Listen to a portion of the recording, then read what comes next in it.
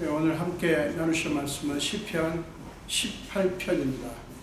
시편 18편 1절, 2절, 그리고 16절에서 19절, 그리고 29절 이렇게 몇 군데서 찾아보겠습니다.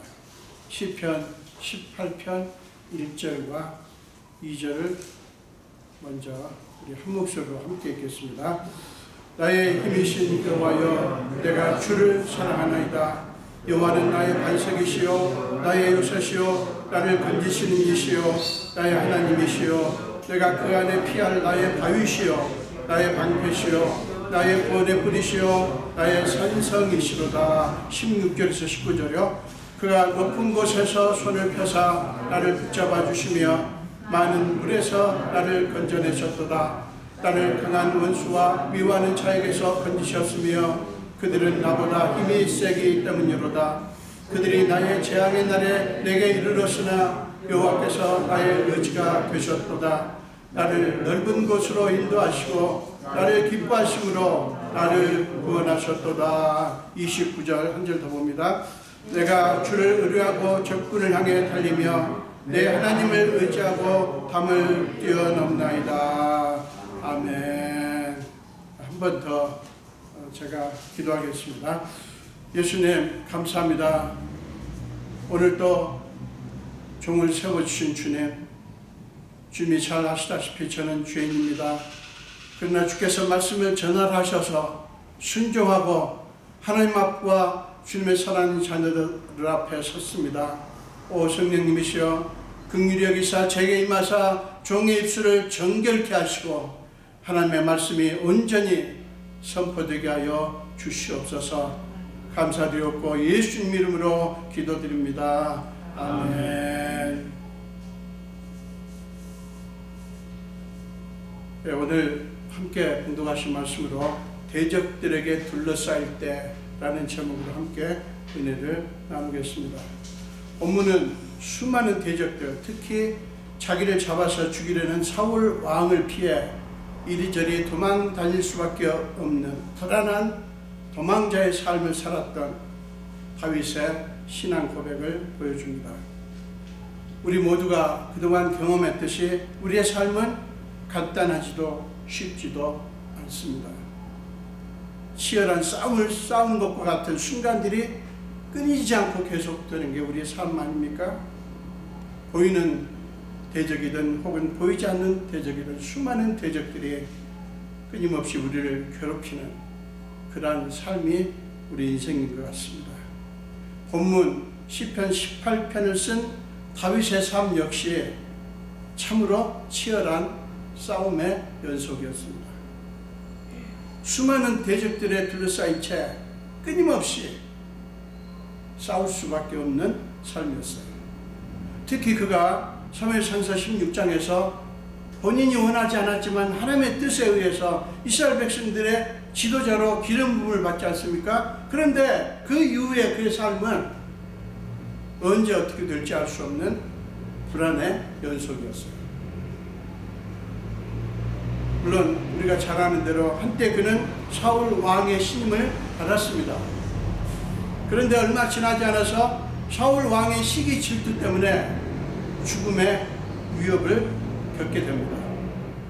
결국에는 그는 자기를 죽이려는 사울을 피해서 이리저리 도망치는 삶을 살 수밖에 없었습니다. 여러분, 그러니 얼마나 불안했겠습니까? 얼마나 불안했겠어요. 그러나 놀라운 것은 다윗은 그런 수많은 일촉즉발의 위기의 순간들을 수도 없이 만났지만 그럴 때마다 하나님의 특별한 역사하심으로 그는 구원을 받습니다. 다윗의 삶은 그런 삶이었어요. 예를 들어서 그 중에 하나가 사무엘상서 23장에 기록이 되어 있어요. 사무엘상서 23장 14절에 이런 말씀이 나옵니다. 다윗이 광야의 요새에도 있었고 또 십광야 산골에도 머물렀으므로 사울이 매일 찾되 하나님이 그를 그의 손에 넘기지 아니하십니다. 자 보세요. 광야의 요새도 있었고 또 십광야 산골에도 머물렀다. 지금 이리저리 다윗이 사울 왕의 추격을 피해서 그렇게 헤맸다는 얘기잖아요. 도망을 다녔다는 얘기잖아요. 사울은 매일 찾습니다. 지금 누가 유리한 조건입니까? 사울이죠. 군대가 있지 않습니까? 군사들이 있지 않습니까? 군사를 풀어서 다윗을 추격을 했죠. 매일 찾습니다, 사울이. 근데 성경은 뭐라고 말합니까? 하나님이 그를 그의 손에 넘기지 아니하시니라. 사울이 망하지 않을 수 있었던 것은, 다윗이 망하지 않을 수 있었던 것은, 사울 왕에게 붙잡혀서 죽임을 당하지 않을 수 있었던 것은 이거였던 거예요. 하나님이 다윗을 사울의 손에 넘기지 않았던 거예요. 여러분, 다윗이 그런 하나님의 특별한 구원의 손길 속에 있었지만 자기를 잡아 죽이려는 위협이 사라지지 않은 상태잖아요. 그런 상태에서 계속 도망치는 삶을 살 수밖에 없는 다윗이 얼마나 불안했겠습니까? 알아요. 하나님께서 그동안 수없이 구원하셨고 지켜주셨고, 그렇지만 여전히 위협은 있단 말이에요. 그렇게 여러분 하나님의 구원을 경험했지만 위험 요소가 사라지지 않았기 때문에 그는 계속해서 불안할 수밖에 없었어요. 다윗의 삶은 위협과 구원이 여러 차례 반복되는 삶이었습니다. 본문은 그런 하나님의 구원을 경험한 후에 다윗이 하나님을 찬양하며 고백하는 내용을 담고 있어요. 여러분 1절과 2절을 한번 보겠습니다. 1절과 2절이요. 나의 힘이신 여호와여, 내가 주를 사랑하나이다.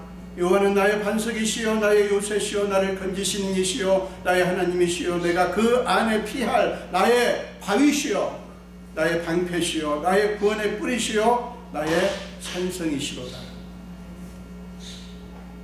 여러분, 우리도 지금까지 살면서 어떤 때는 용기가 생기기도 하고 소망이 생기기도 하고 하지만, 또 어떤 때는 사방이 온통 우리를 해치려는 대적들로 둘러싸인 것처럼 불안이 느껴지고 고통이 느껴지고 두려움이 우리를 감쌀 때가 얼마나 또 많습니까? 여러분, 우리가 다 알지만 우리는 그렇게 연약한 존재입니다. 별거 아닌 것 같은데도 마음이 눌리고 겁을 집어먹기도 합니다. 그때마다 우리는 대적들 때문에 죽겠다고 아우성을 치며 탄식할 수밖에 없습니다. 대적이 없는 평온 상태를 꿈꾸며 그런 상황을 우리는 찾습니다. 그러나 우리가 이 땅에 사는 한 이 세상에선 어디에나 이런저런 대적들이 끊이지 않습니다. 우리가 이 땅에 사는 한 대적들이 없는 곳은 없다고요. 좀 살만하면 또 다른 문제가 생기고 또 다른 고통이 일어나고, 한 고개를 넘었더니 또 다른 고개가 있고, 그게 우리의 인생이라고. 조금씩 정도의 차이는 있겠지만 이 세상에는 아무런 대적이 없는 삶은 없습니다. 왜요? 여기는 천국이 아니거든요. 하나님 나라가 아니거든요. 여러분, 그러면 문제는 뭡니까? 문제는 뭐죠? 이 세상에 사는 한 대적이 없을 수 없다면, 대적에게 둘러싸인 것 같은 상황을 만났을 때 우리 그리스도인들에게 필요한 것이 무엇일까요? 사랑하는 여러분, 하나님의 자녀인 우리는 이 세상에 살면서 이 세상에 왜 이 모양이냐고, 사람들이 왜 나에게 이러냐고, 왜 아무도 나를 도와주지 않고 나를 이렇게 고통스럽게 하느냐고 원망하고 탓하며 살 수는 없지 않겠습니까? 우리가 하나님의 자녀인데. 걸핏하면 탓하고 원망하고 분노하고 절망에 빠지는 것은 사실은 불신앙이에요. 하나님은 그런 모습을 몹시 미워하십니다. 그렇기 때문에 하나님은 광야에서 원망하고 불평했던 이스라엘 백성들을 심판하셨던 거예요. 물론 우리가 연약한지라 다윗이 그랬듯이 어느 순간 불신앙의 모습에 빠질 때가 있어요. 다윗도 언제나 하나님을 의지했습니까? 아니요. 다윗도 수도 없이 넘어졌습니다. 심지어는 한 번은 너무 불안하니까 끝도 언제 끝날지 알 수 없는 위협이 계속되니까 결국에는 사울 왕의 손이 미치지 않는 적대국인 블레셋으로 도망치잖아요. 아기스 왕에게로 가서 아기스의 신하가 됩니다. 오죽하면 좋은 결정은 아니지만 저는 그 모습을 보면서 그래, 그럴 수밖에 없을 거야 하는 정말 연민의 마음이 가더라고요. 그러나 그런 다윗을 하나님은 긍휼히 여기시고 그로 하여금 다시 돌아오게 하셨습니다. 우리가 어느 순간 우리가 완벽하게 아무리 신앙생활을 열심히 해도 100% 완벽하게 성공한 사람 있나요? 어떤 때는 넘어집니다. 어떤 때는 포기합니다. 어떤 때는 정말 다 그만두고 싶을 때가 있어요. 예, 여러분 그런 마음이 드실 때 너무 놀라지 마십시오. 자책하지도 마시고요. 우리 인생이 그래요. 우리 인생이 그래요. 여러분들은 그렇게 생각할 수 있어요. 목사님은 안 그러실 거야. 하나님의 종인데 그렇게 신앙생활 열심히 하시고 그렇게 성경을 우리보다 아시는데 그런 일이 없을 거야. 아니요. 목사도 똑같습니다. 똑같아요. 그러나 우리가 때로 넘어지기도 하지만 지속적으로 그럴 수는 없는 것이죠. 지속적으로. 제가 경험한 하나님은 그런 저 자신을 내버려 주지 않고 불쌍히 여기시더라고요. 그리고 회복시켜 주시고 다시 믿음을 갖게 하시고 그렇게 하십니다. 오늘 본문은 우리에게 다윗을 끊임없이 괴롭혔던 대적의 문제를 다윗이 어떻게 다루었는가 하는 것을 보여줍니다. 아까 우리 1절에서 봤지만 다윗은 모든 힘의 원천은 오직 여호와 하나님이시라고 선포한 후에 그 하나님을 사랑한다고 고백을 합니다. 그리고는 하나님이 자기에게 어떤 분이신가를 자세하게 열거합니다. 여러분 2절을 다시 보세요. 그는 하나님에 대해서 자신과의 관계 속에서 봅니다. 자, 어떻게 봅니까? 나의 반석, 나의 요새, 나를 건지시는 이, 나의 하나님, 나의 피할 바위, 나의 방패, 나의 구원의 뿔, 나의 산성이시라고 고백합니다. 여러분, 우리는 여기서 다윗이 최대한 많은 내용으로 하나님이 자기에게 어떤 분이신가를 표현하고 있다는 사실을 주목할 필요가 있어요. 아니 그냥 나의 반석 하시면 되지. 나의 반석, 나의 요새, 또 그러다가 나의 반석이나 나의 피할 바위나 똑같은 거잖아요. 나의 요새 하다가 또 나의 산성이라고 하시고 같은 말을 반복합니다. 여러 번. 이 사실을 우리가 주목해야 돼요. 이게 뭘까? 다윗은 지금 하나님에 대해서 자기와의 관계 속에서 하나님을 지금 정의합니다. 하나님이 이런 분이시라고. 근데 간략하게 몇 마디로 표현한 게 아니라 여러 가지로 표현을 하는 거예요. 여러분, 거기에는 하나님을 향한 다윗의 심정이 담겨 있습니다. 하나님이 너무 좋은 거예요. 하나님에 대해서 더 많이 말을 하고 싶은 거예요. 하나님이 이런 분이야, 이런 분이야, 나한테 이런 분이야, 이런 분이야, 자꾸 말하고 싶은 거예요. 더 고백하고 싶은 거예요. 하나님에 대해서 자꾸 나의 하나님은 이런 분이고 이런 분이고 이런 분이고 나한테 이런 분이라는 사실을 계속 얘기하고 싶은 거예요.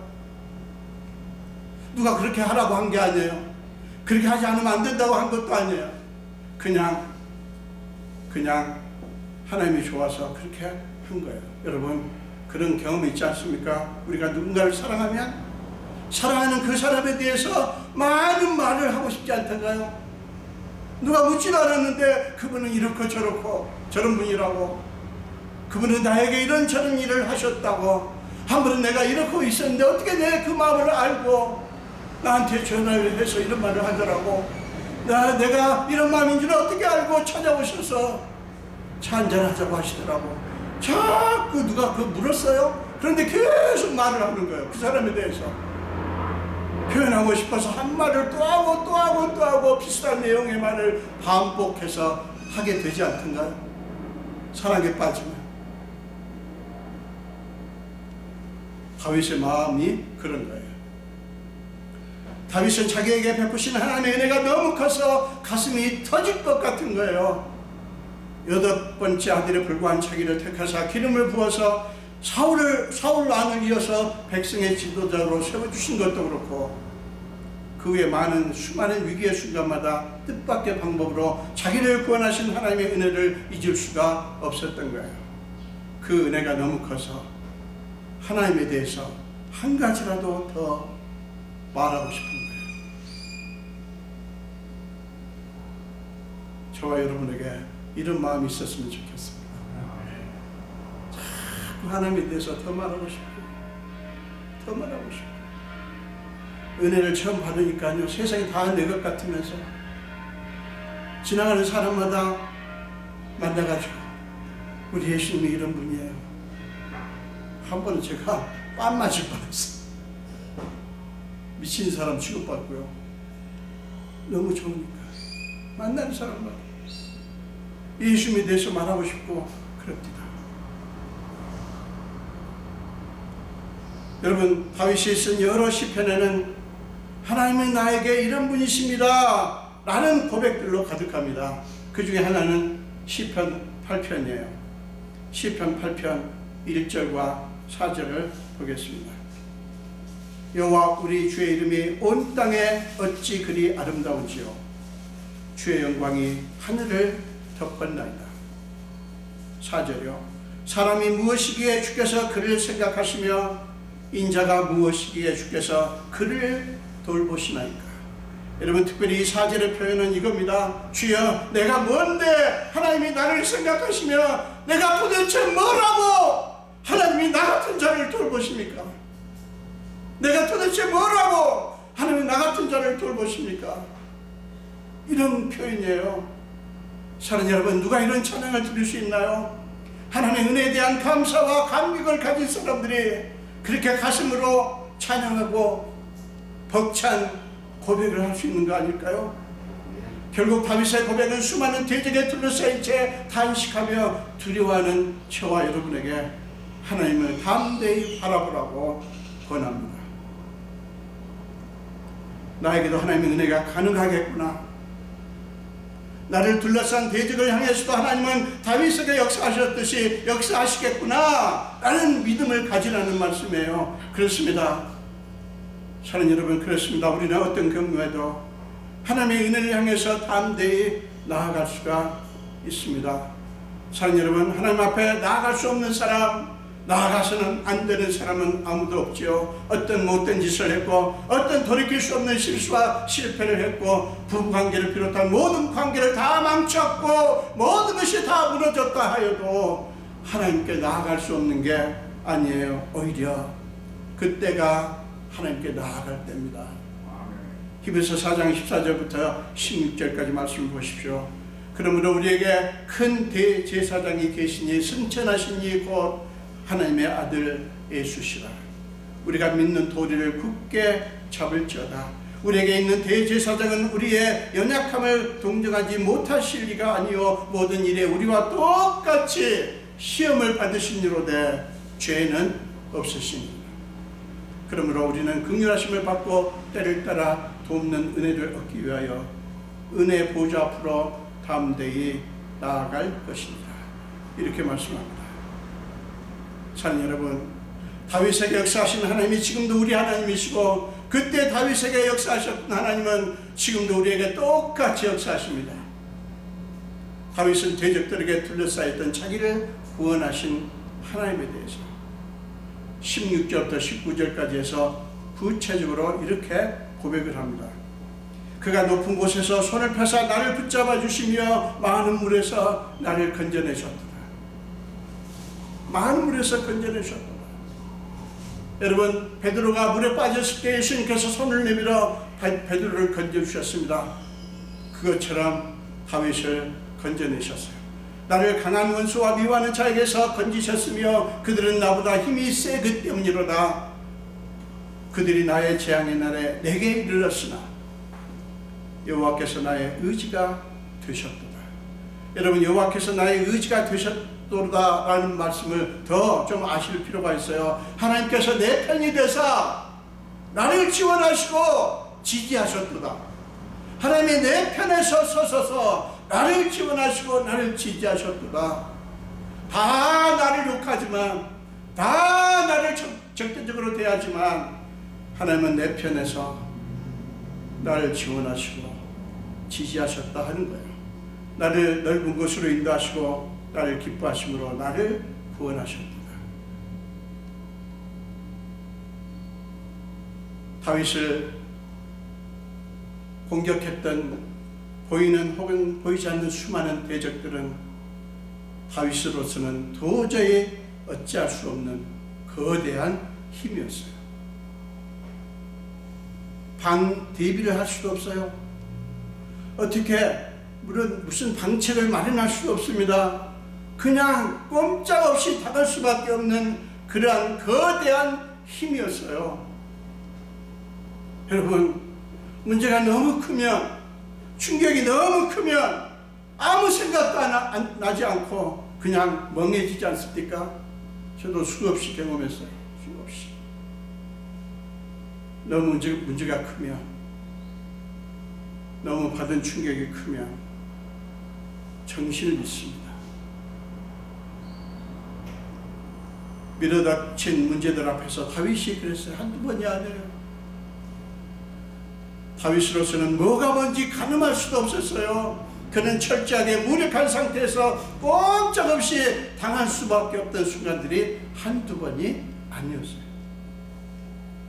사울 왕에게 쫓길 때도 그랬고, 아들의 반역으로 압살롬 세 번째 아들이 반란을 일으켰지 않습니까? 아들의 반역으로 도성에서 쫓겨나와 정치 없는 피난길을 떠날 때도 다윗은 자기로서는 아무것도 할 수 없는 무력한 상태였습니다. 영락없이 망할 수밖에 없는 그런 순간들이었어요. 나는 이제 꼼짝없이 죽었다.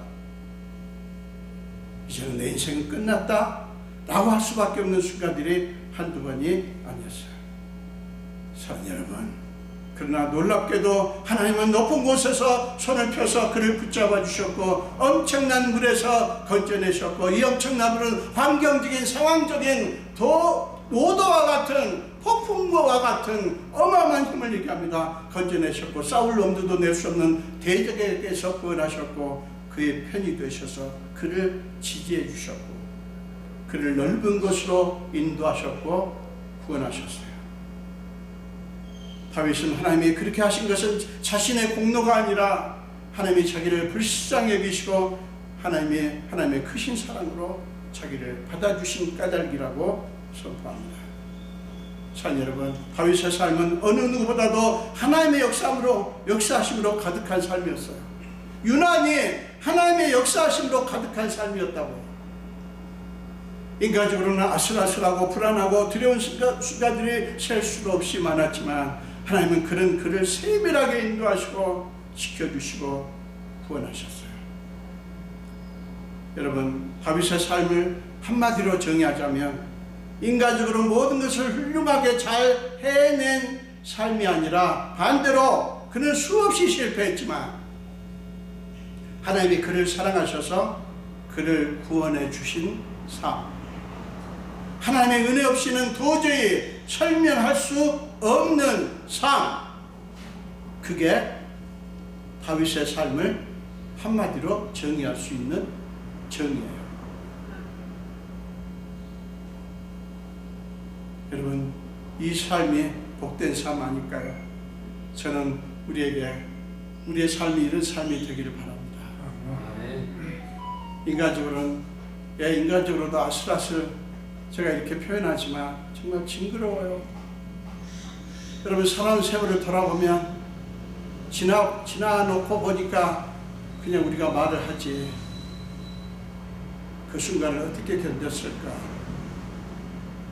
어떻게 이겼을까?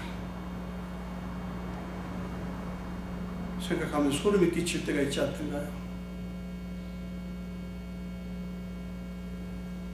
다윗의 삶이 그랬습니다. 그래서 다윗에게는 유난히 하나님의 은혜 역사가 있었고요. 그래서 다윗을 얘기하자면 그는 하나님의 은혜를 받은 자다.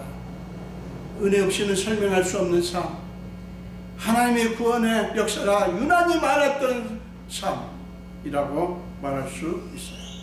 사랑하는 여러분, 그래서 그는 시편 18편과 배경을 같이 하는 시편 23편에서 여호와는 나의 목자시니 내게 부족함이 없으리로다. 사랑하는 여러분, 다윗이 여호와는 나의 목자시니 라고 고백할 때 그것은 단순한 언어가 아니었어요. 깊은 영혼의 부르짖음이었어요. 여호와는 나의 목자시니, 왜 그런지 아십니까? 여호와는 나의 목자시니 내게 부족함이 없다라고 고백할 때 다윗은 사실은 사울 왕을 피해서 정치 없이 달리다가 숲을 속에 숨어 있는 어느 순간 그는 하늘을 바라보면서 자기도 모르게 하나님이 나의 목자십니다. 여호와 당신이 나의 목자십니다. 그 고백이 터져 나왔다는 거예요. 우리는 그 시편을 보면 다윗의 편안한 상태, 굉장히 안락한 삶, 그리고 모든 문제가 다 사라진 평온한 상태였기 때문에 그렇게 말했을 거야. 아니요. 가장 심란하고 힘들 때 그는 그렇게 고백했어요. 그의 삶은 하나님이 그의 힘이 아니셨다면 망할 수밖에 없는 삶이었어요. 사랑하는 여러분, 다윗은 문제와 실패가 없는 삶이었기 때문이 아니라 오히려 문제와 실패가 많은 삶이었기에 하나님의 은혜를 더 강하게 경험했습니다. 여러분, 그 이유가 뭔지 아십니까? 그의 연약함, 그의 문제와 실패가 그로 하여금 하나님을 찾고 하나님을 간절히 구하게 하는 필수 조건이 되었던 거예요. 그의 문제와 실패가 그로 하여금 하나님을 간절히 찾게 만들어 주었던 거예요. 아니, 다윗이 그 문제와 실패 속에서 내가 살 길은, 내가 구원받을 길은 여호와 하나님밖에 없구나. 그래서 하나님 앞에 눈을 돌리고 하나님을 간절히 찾았다는 거예요. 여러분, 여러분의 모든 것들이 그것이 좋은 것이든 나쁜 것이든 여러분으로 하여금 하나님을 더 찾게 만들었으면 좋겠습니다. 그러기를 축원합니다. 하나님이 그를 사랑하셨던 것은, 여러분, 하나님이 그를 사랑하셨던 것은 그가 흠이 없기 때문이 아니라 그에게 흠결과 실패가 많고 연약했지만 그가 하나님을 죽기 살기로 붙들 줄 아는 겸손한 사람이었기 때문이에요. 우리는 너나 할 것 없이 약합니다. 아무리 열심히 예수를 믿고 신앙생활을 해도 우리는 얼마나 감정이 하루에도 몇 번씩 움직이는지 몰라요. 여러분, 그 놀라지 마십시오. 그게 우리예요. 우리 사람이에요. 아무렇지 않은 척 하지 맙시다. 여러분, 우리는 다 연약합니다. 아무리 40일 기도를 아무리 해도요, 우리는 연약해요. LA에 있는 어떤 제가 잘 아는 목사님이 지금 은퇴하셨지만 그분이 40일 금식 기도를 지금까지 제가 아는 한 3번 하신 분이에요. 그분이 이렇게 탄식합니다. 그때는 제가 그냥 집사였죠. 김충희 집사. 나는 40일 금식 기도를 하고 나면 성자까지는 아니지만 거의 그 수준이 될 줄 알았어. 근데 40일 금식 기도를 마치고 보호식을 40일 하고 기운이 회복되니까 옛날에 생각했던 못된 생각들이 나오더래요. 너무 허망하더래요. 내가 죽기 살기로 목숨을 걸고 40일 금식 기도를 했는데 이게 뭐냐? 나중에 깨달았답니다.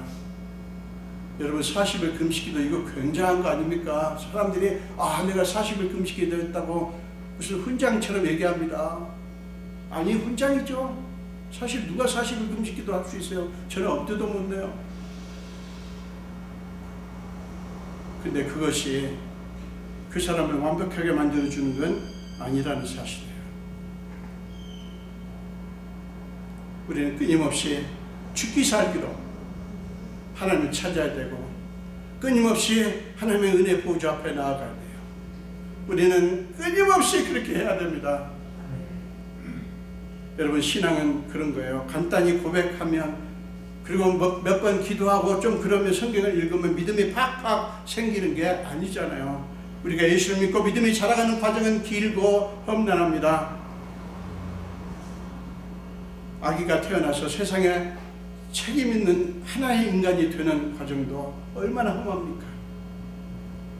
믿음이 성장한다고 하는 것은 우리를 괴롭게 하는, 힘들게 하는 대적들만 보면서 낙심하고 불안해하고 분노와 원망을 쏟아놓던 우리가 점점 하나님의 임재와 하나님의 역사하심을 더 많이, 더 자주 주목하고 바라보는 것을 의미합니다. 다윗이 그랬어요. 다윗의 믿음의 여정은 너무나 드라마틱했습니다. 그의 믿음은 대적들 앞에서 언제나 눈을 들어서 도움이 오는 하늘을 바라보는 믿음이었어요. 시편 121편 1절과 2절을 보십시오. 시편 121편 1절과 2절입니다. 내가 산을 향하여 눈을 들리라. 나의 도움이 어디서 올까? 나의 도움은 천지를 지으신 여호와에게서로다. 나 산을 향하여 눈을 든다고 하는 게 뭡니까? 우리 눈을 우리의 상황보다 높게 든다고 하는 것을 의미합니다. 우리의 눈을 우리를 공격하는 고통이나 시험보다 높게 드는 것을 의미해요. 이 세상에서 선전하는 수많은 거짓된 소망거리들보다 우리의 눈을 더 높게 드는 것을 의미합니다. 그때 우리는 우리를 지으신 분, 우리를 구속하시고 끝까지 인도하실 주님이 보입니다. 사도행전 7장 55절과 56절을 보십시오. 거기 보면 사도행전 7장 55절 56절에 보면 자기를 돌로 쳐서 죽이려고 하는 군중들, 서실이 시퍼런 군중들 앞에서의 스데반 집사의 모습이 나옵니다. 제가 현대인의 성경으로 읽겠습니다. 그러나 스데반은 성령으로 충만하여 하늘을 우러러보고서 하나님의 영광과 예수님이 하나님의 오른편에 서신 것을 보고 이렇게 외쳤다. 보라, 하늘이 열리고 예수님이 하나님의 오른편에 서 계신다. 보라, 하늘이 열리고 예수님이 하나님의 오른편에 서 계신다라고 외쳤습니다. 스데반의 눈은 자기를 죽이는 그들에게 있는 게 아니에요.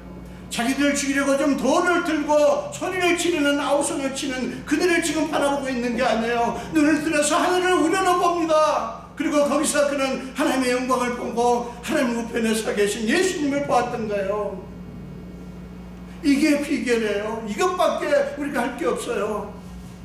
제가 이렇게 지금 설교하지만, 큰 소리 치면서 여러분에게 설교하지만 제가 잘하고 있기 때문에 하는 게 아니에요. 저도 수없이 실패합니다. 미안합니다. 돌을 들고 자기를 치는 사람들을 스데반이 바라봤다면 그도 사람인데 넘어질 수밖에 없었을 거예요. 저는 오늘 이 설교를 제 고백으로 하는 겁니다. 그는 그들을 본 게 아니에요. 하늘을 우러러봤어요. 그것이 스데반이 살기가 등등한 대적들을 오히려 그 대적들에게 압도되는 것이 아니라 오히려 그 대적들을 압도할 수 있는 힘이었어요. 저와 여러분에게 이 결단이 있기를 축원합니다. 우리가 할 수 있는 그거예요. 우리가 할 수 있는 그거예요. 여러분, 그것은 스데반이 자기를 죽이려는 대적을 어떻게 이겼는가를 생생하게 보여줍니다. 성경은 스데반을 죽인 그들이 아니라 돌에 맞아 죽은 스데반이 이겼다고 증언합니다. 성경은 예수님에 대해서 어떻게 증언합니까? 예수님을 죽인 그들이 승리했나요? 아니요. 십자가에 못 박히신 주님이 승리하셨어요. 수많은 그리스도인들을 죽인 로마, 얼마나 많은 그리스도인들을 죽였습니까? 그 로마가 이긴 것이 아니라 불에 타고 짐승에 찢겨 죽은 그리스도인들이 이긴 거예요. 왜 그런지 아십니까? 육신이 살아남는 것이 이기는 것이 아니라 영혼이, 우리 영혼이 살아야 이기는 것이기 때문이에요. 다윗은 마지막으로 자기 자신의 결단을 이렇게 표현합니다. 29절입니다. 내가 주를 의뢰하고 적군을 향해 달리며 내 하나님을 의지하고 담을 뛰어넘나이다 라고 선포합니다. 내가 주를 의뢰하고 적군을 향해 달리겠다. 내가 내 하나님을 의지하고 담을 뛰어넘겠다. 우리 인생에 어쩌면 그렇게 담이 많습니까? 이 담을 넘었더니 또 다른 담이 있고 또 다른 담이 있고, 정말 아까도 말씀드렸지만 징그럽지 않습니까? 뭔 놈의 담이 이렇게 많이 나타나는지. 그 다윗은 우리에게 고민합니다. 자기 자신이 이렇게 혼자 하는 게 아니에요. 우리에게 이 고백을 하자고 우리를 지금 초청하는 거예요. 내가 주를 의뢰하고 적군을 향해 달리겠다. 내 하나님을 의지하고 담을 뛰어넘겠다. 우리 이 결단을 하실 수 있기를 바랍니다. 우리가 싸워야 될 적군이 앞에 있을 것입니다. 끊임없이 나타날 겁니다. 담도 나타날 겁니다. 그러나 우리 주님을 의뢰하고 적군을 향해 달리자고요. 그리고 하나님을 의지하고 우리의 앞에 있는 담을 뛰어넘는 저와 여러분이 되기를 축원합니다. 이것은 하나님의 은혜에 대한 다윗의 믿음의 결단이에요. 이것이 우리의 결단이 되었으면 좋겠습니다. 여러분, 주님은 이런 믿음을 기뻐하십니다. 우리가 예수를 진실로 믿는다면, 우리가 진심으로 그분을 믿는다면 우리의 믿음은 이런 위력을 발휘할 수 있습니다. 우리 모두가 이런 믿음의 사람들이 다 되시기를 주님의 이름으로 축원합니다. 기도하겠습니다. 예수님 감사합니다. 오늘도 주의 전으로 불러주시고 함께 말씀을 나누게 하신 주님, 다윗이 그렇게 수없는 위험 가운데서 정말 아슬아슬한 순간들을 하나님의 은혜로 벗어나고 나서 그는 시편 18편을 우리에게 남겼습니다. 아버지, 다윗이 살았던 그 시절이나 지금이나 시대는 다르지만 우리 삶을 고통스럽게 하는 문제들이 있다고 하는 면에서는 같습니다. 아버지, 우리는 코로나 바이러스뿐만 아니라 이런저런 수많은 위협 가운데 있습니다. 경제적인 위협, 기후의 위협, 그리고 앞으로 어떻게 될지 모르는 우리 자신의 미래에 대한 불안감, 정말 셀 수 없는 위험 요소들이 우리 앞에 있는 것을 우리는 봅니다. 그러나 다윗에게 역사하셨던 하나님은 지금도 우리 하나님이시고, 다윗을 그 수많은 대적에게서 놀라운 방법으로 구원하신 하나님은 지금도 우리에게 역사하실 하나님이신 것을 믿습니다. 아버지, 다윗이 그렇게 구원받을 수 있었던 것은 하나님이 다윗을 대적에게 넘기지 않으셨기 때문이라고 성경은 선포합니다. 아버지, 그런 하나님 때문에 우리는 절대로 망하지 않을 것을 믿습니다. 우리는 연약해서 넘어지고 어떨 때는 정말 좌절하지만 그 하나님 때문에 우리는 절대로 망할 수 없는 존재인 것을 믿습니다. 아버지, 우리 성도들 한 분 한 분에게 은총을 베푸시고 성령께서 충만하여 주시고 능력으로 믿음의 위력으로 덮어주시옵소서. 우리 부활의 교회가 그런 교회가 되게 하여 주시옵소서. 감사드리며 예수 이름으로 기도합니다. 아멘.